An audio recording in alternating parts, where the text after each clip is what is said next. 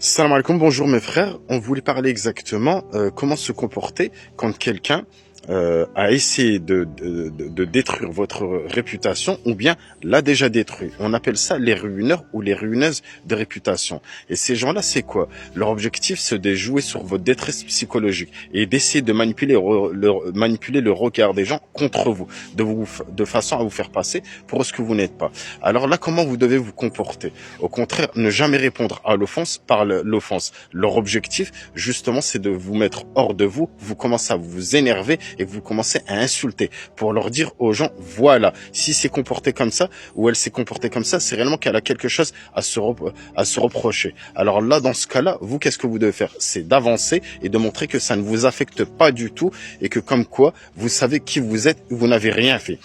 Par contre, il y a une chose qu'il ne faut pas faire, c'est d'aller voir exactement les gens, de leur demander à ce qu'ils vous écoutent et que vous racontez votre version. Là, c'est comme si vous étiez en train de les supplier et ça vous fait perdre de votre crédibilité. Il faut savoir que les gens, quand ils font ça, ces ruineurs ou ces ruineuses, c'est quoi leur objectif? C'est de vous cibler, de vous faire mal exactement et de vous détruire, de vous rabaisser plus bas que terre.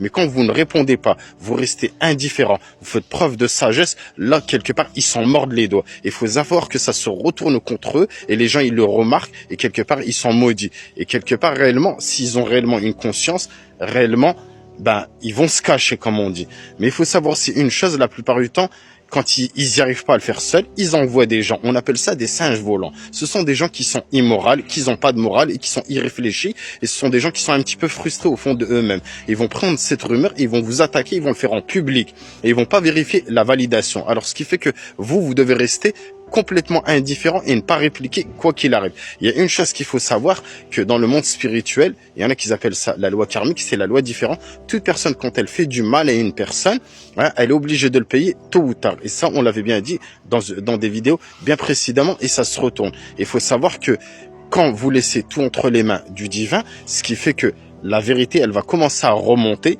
et aussi, elle prend de l'ampleur jusqu'à temps que les gens remarquent. Il faut savoir que les gens ne sont pas tous idiots. Mais il y a une chose qu'il faut savoir, que quand une rumeur elle est lancée contre quelqu'un, comme je dis, malheureusement, les gens qui sont intelligents, ils vérifient par eux-mêmes, ou bien ils ont déjà le discernement. Et la plupart du temps, qu'est-ce qu'ils se disent? Ça nous regarde pas, ça m'est égal. L'essentiel, c'est tant que la personne, elle se comporte bien. Ils vont juger la personne par rapport à ce qu'ils voient, mais pas à ce qu'ils entendent.